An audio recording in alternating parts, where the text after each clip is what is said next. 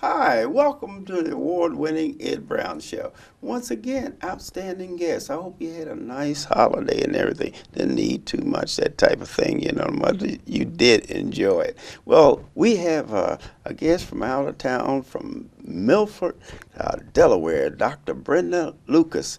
And she has a program that she's working with there in Milford, Delaware. The Ed Brown Show, we're on YouTube, everywhere. So well, I thought this individual was someone that's doing something positive for the neighborhood. Always do something positive for somebody. Hey, somebody out there needs your help. Welcome to the Ed Brown Show, Dr.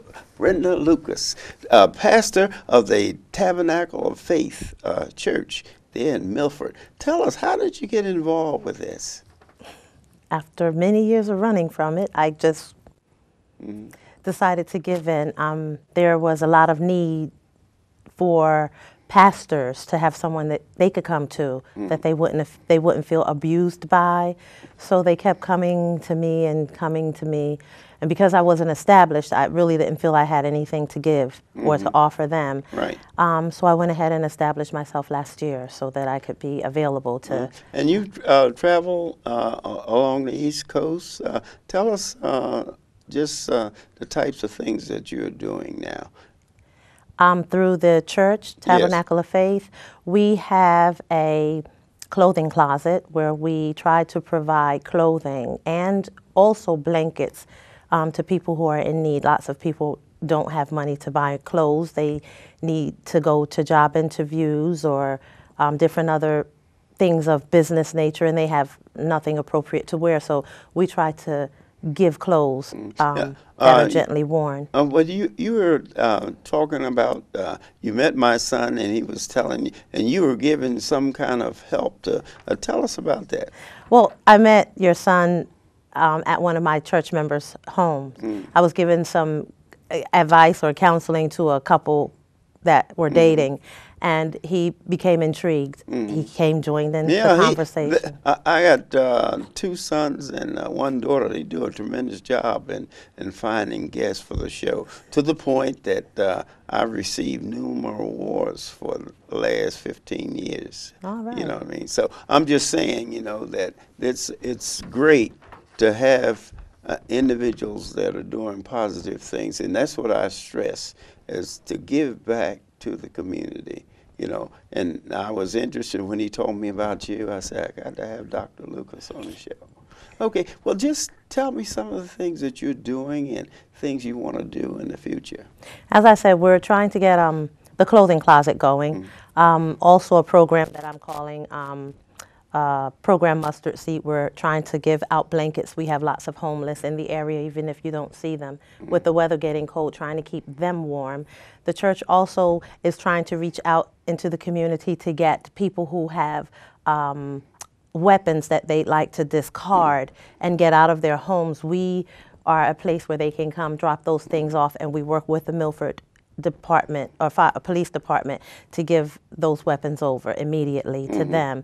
And I see. So you work with the police department? Yes. Okay. So they don't ask too many questions, and we try to be the go-between for people who want to do the right thing. So we do that, and we will look forward to being able to offer an after-school program for the children. Once we get enough finances going that way, we're going to have that. Well, your finances, you're a nonprofit organization. You qualify for the federal programs, any federal programs? We are a nonprofit, and I have a 501c3 that I will be connecting with Tabernacle of Faith to help us to be able to provide additional programs. We also want to begin the Angel Food sponsorship through our church for the area. Okay, explain the Angel Food. What is that Angel about? Food is a program where you can get,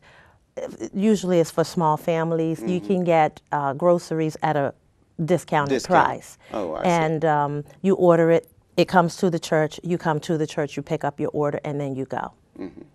I see. So And it's you're usually once a month, so we're looking forward to bringing that on board and starting in January or February. well, what about volunteers? How do you go about getting people involved to help you with your program? So far, once I mention it to people and they realize that we're there, I've not had a big problem with people wanting to help. So I'm thankful for that. Okay, well, tell us something about Milford. Milford we're in the historical section of Milford, Delaware, and we're right on the border of Sussex County, which is south, and Kent County, which is north. So we're kind of right in the middle there. It's a beautiful little area down there, lots of businesses that have been there for a long time. We're diagonally across from the City Hall and just down the street from a park that used to be there, but the creek is beautiful. It's only about 3 doors down from us. The creek, There's a creek. you fish in it? I don't know what they do with it. I just look over and keep moving. You look over and keep moving. But it's a pretty, they've made the shops and everything along that area, they've made it beautiful, so it's just a wonderful place to come How have many miles picnics. is that from Washington area? I believe it's approximately, we traveled, I think it's 89 miles to get here. 89 miles. I believe we did. Right. So what about the youngsters? You get teenagers, you know, they have a problem, and so the senior citizens. Do you have programs dedicated to those groups? Those are coming on board. Right now we have a little liturgical dancing, or that's the best name I can call it, liturgical dancing for the youth. And we're getting several instruments into the church, and I'm trying to encourage the youth to come on, learn an instrument. You can get your start right here, and we'll try to get you going as they go off to college. We're going to try to start to offer scholarships, whether it be just for great. books. That's great. When we get to a point in our ministry where we can afford to help to send them to college and pay for major class credits, we'll do that. But we'd like to begin on next year to offer scholarship if it's for nothing more than just books. It'll be a big help. Well, something. So. Yeah, well, you know, the senior citizens is an untapped resource. Yes, they are. And actually, they have a group around here that deals with the evolutionary, instead of elders, they call it. And they talk about and they get involved with the youngsters, you know, the teenagers and all. They have so much to give. How are you reaching out to them in your... My 501c3, which is B. Lucas Care Centers Incorporated, initially started out with wanting to provide services to the evolutionaries. I like that term. Yeah, evolutionary elders. I like that term because from my perspective, our older people have sacrificed so much. And in my wanting to give back, I initiated my 501c3. Also, that 501c3 was going to afford the unity between the evolutionaries and the new heads, or the children, to come together, in that I was going to try to mesh them with the children and teaching the children how to look out for our seniors, and then allowing our seniors to pour all of that wisdom that they would otherwise take with them into our youth. Had I not sat amongst our evolutionaries, I would not know the things I know. I've learned truck driving. I can get up under the hood of a car and repair my vehicle. I can sheetrock, spackle, paint. I can help you build a house, tear one down. There are just so many things they've poured into me. I can cook. Nobody's pushed themselves away from the table and not come back. So if I hadn't done that, I wouldn't know how to do that. The talent so I want to mesh these two together so that we don't lose all of that wisdom. And because so many parents are so busy, these guys can foster them or adopt these children. These children can adopt the seniors, and they can help to bridge this gap that we have in this great divide of everybody having to work so hard because of the economic that are going on at this time. So. Well, that happens. Now, with the youngsters, do you have a age level that you deal with? I honestly am looking forward to hopefully being able to afford from the infants up until adults.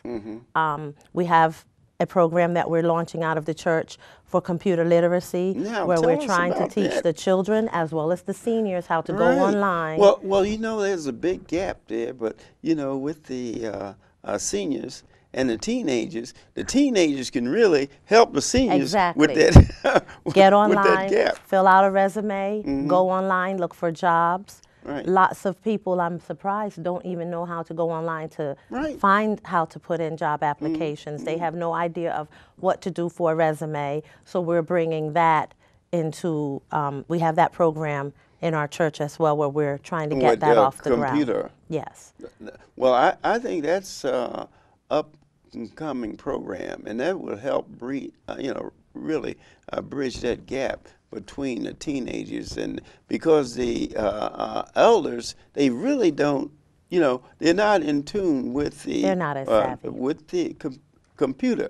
Now, like myself, I usually my I had a cell phone. The only thing I wanted was to get a call, and use it like a telephone.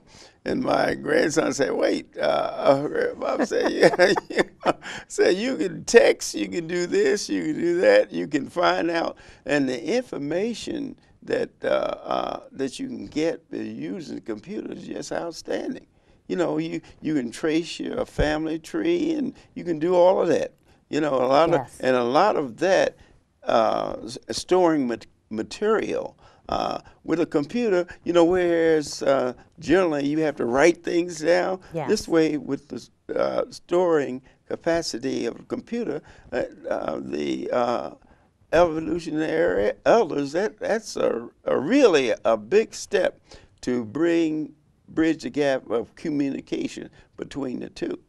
Also trying to teach them, once they are able to build a resume, or they're able to go in and make different files, to teach them how to use the little flash drives. They don't even need to have the big discs, or we don't use floppy disks anymore. Now they're the What CD-ROMs. about the laptop? A lot of But still, you'll be able to put that flash drive into the laptop, trying to teach them how you can store files well, explain and the use flash that. drive. It's just a little device that you plug into your USB port on your computer or the laptop, and your files come up. Just, you can get them, I think, 1 or 2 gigabytes, and I've seen them as recently as last week up to 32 gigabytes. I haven't looked for anything past that. So you can get them to hold quite a bit of information, and they're just a little oblong thing. Well, are you making a plea for donations of equipment like computers to be utilized in your program? Yes, we really can use some computers, laptop. We can use clothing racks. People are Clothing realizing racks. we need clothing racks. They're realizing that we really are true to our word. We're giving the clothes. We're not trying to sell them for a church profit. We want to help. And so we're giving them, and people are giving us things that are really able to be used. So now we need some place to hang them. I'm trying to make some. I've gone to Lowe's and gotten the wood and different things, so I'm trying to put a couple of them together, but I've discovered we're going to need much more than the 2 I'm trying to put together quickly. Well, what about for your storage area? Can you get a realtor or someone to donate space every weekend, or? Well, right now we're doing it out of the church. I haven't run into anybody who's willing to donate us too much of anything. Space. That's Right, I haven't. Storage space. That's one of the problems. I haven't run into that. So what I can't keep at the church, I generally keep at my house, and then I get it up there with the help of a few friends and when I can. I have one particular person that generally tries to help out a lot, and he tries to, even though he works 2 jobs, he tries to make sure he gives some time where he can volunteer to haul things for me. I see. Now, what do you think that individuals can do that are listening here to help your program? Volunteer, or just explain that to me? If they're willing to come down during the time that we are doing the clothing closet, I can use volunteers to be there in the event that I need to work and And can't what do. hours are those? It would more than likely be on a Saturday morning, somewhere between the hours of 10 a.m. and 2 p.m. That way, you don't have to race to get there early, and you don't and you don't have to worry about waiting till late afternoon when lots of other things are going on. So those would be probably the first Saturday of every month that we would offer that, unless we see the need is greater, then we would offer it more frequently. We also would like to get some volunteers to come in to play some of the musical instruments, keyboards, drums, if anybody wants to come in with a Oh, guitar. I mean, you actually teach that to the youngsters, or Well, just how does that work? I'm asking for people to come in and volunteer some time to help us to teach them, yes. Yes, that's what I mean. You're looking for individuals that. I would love a full-fledged band. I personally would love to have someone who could teach bass guitar, lead guitar, teach how to play the sax, and I like the violin. I'm kind of old-fashioned. Yeah, I like the bass. my grandchildren, I think, are on the flute. I remember, the idea was to always introduce your child to some kind of musical instrument. Exactly. And I remember in Philadelphia, those piano lessons had to go. my brother, my brother and I at Vine Memorial Baptist Church there, 56 and it was 56 in Vine, then they moved to 56 in Girard. Oh, okay. And those piano lessons. But one thing with musical instrument, I find that teaches you to a point you're able to expose yourself to something that generally you're don't care about, really. You know, Exactly. I mean, the piano lessons or the musical instrument. I think they're on clarinets now, the grandchildren.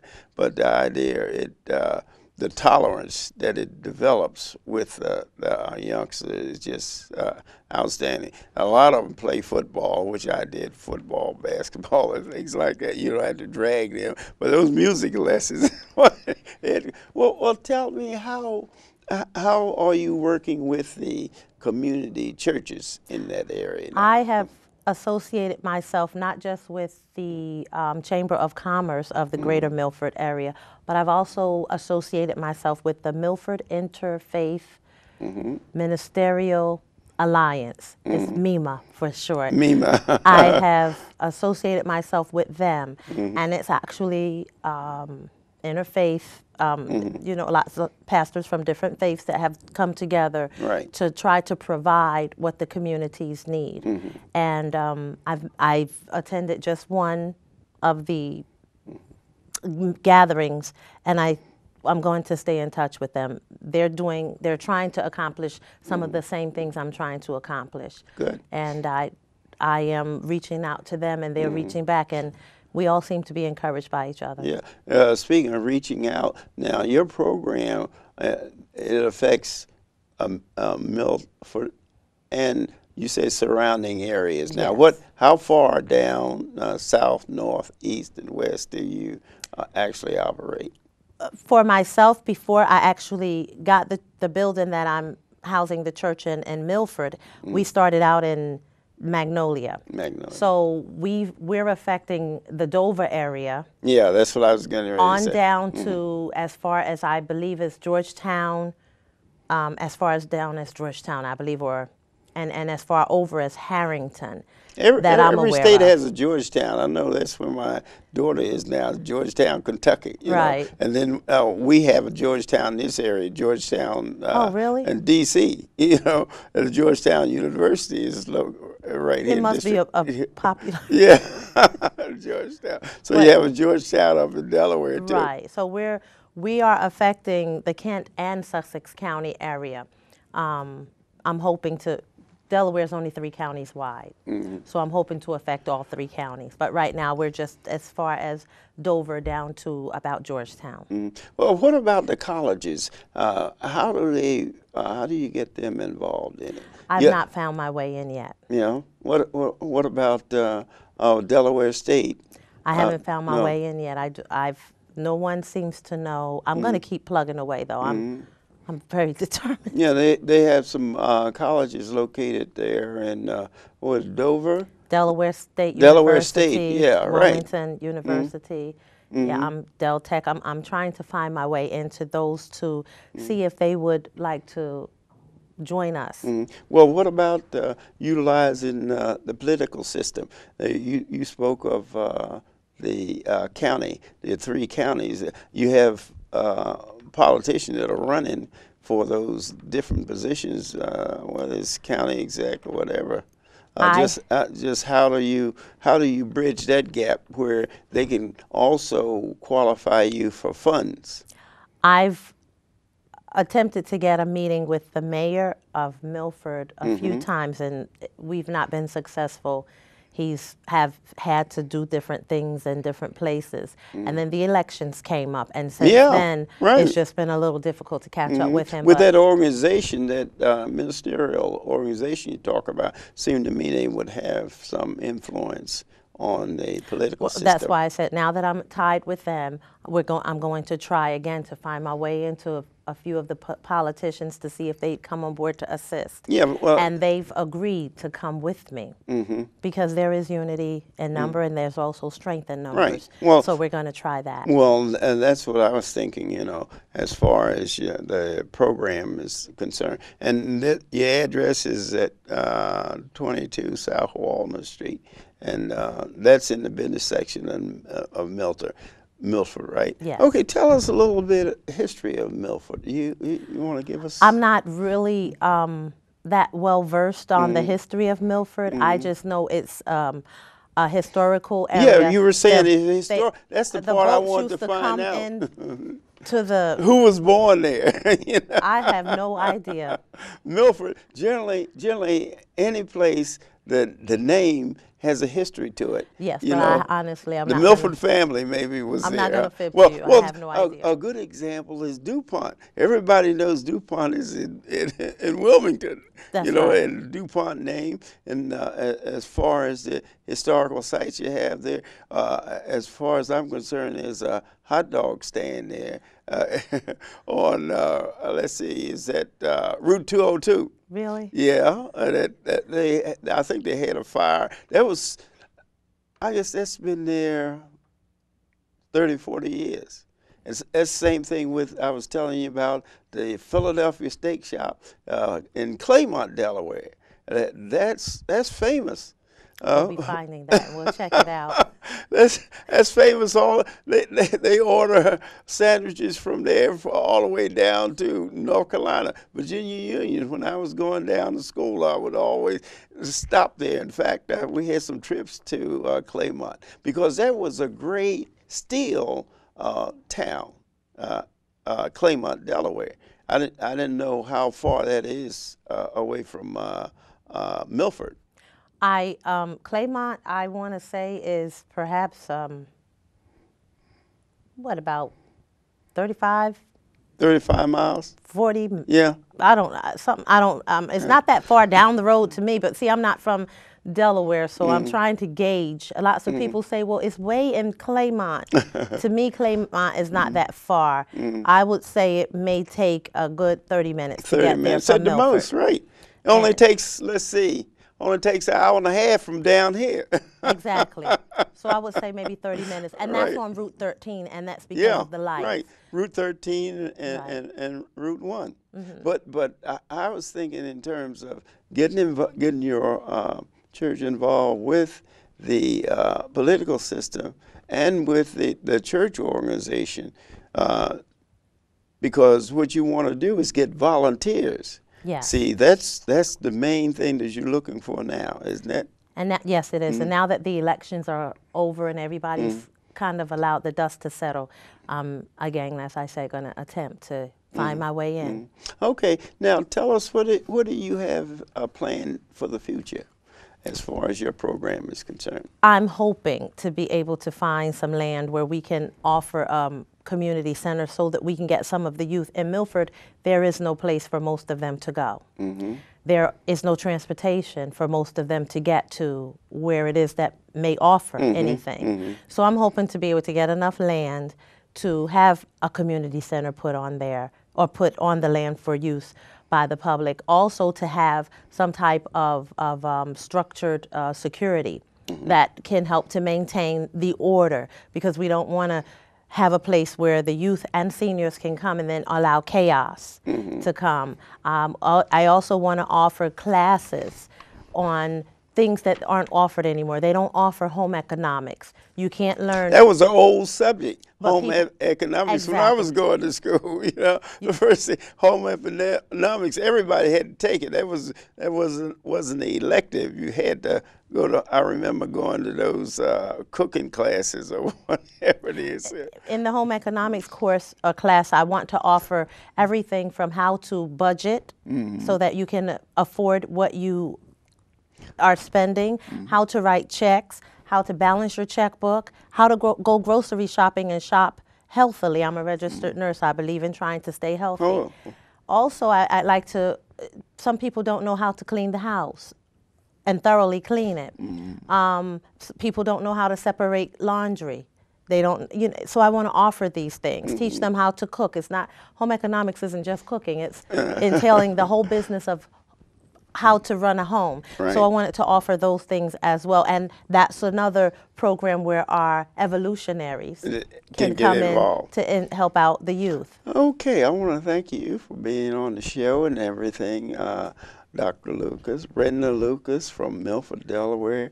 And I think the program is an outstanding program. We need more of it, you know, all over the country. In fact, all over the world, you know, where people are helping each other. And hopefully that you can get the funding to expand your program. Once again, thanks a lot for being here. Thank and you. I'll see you next time. I'll have another special guest.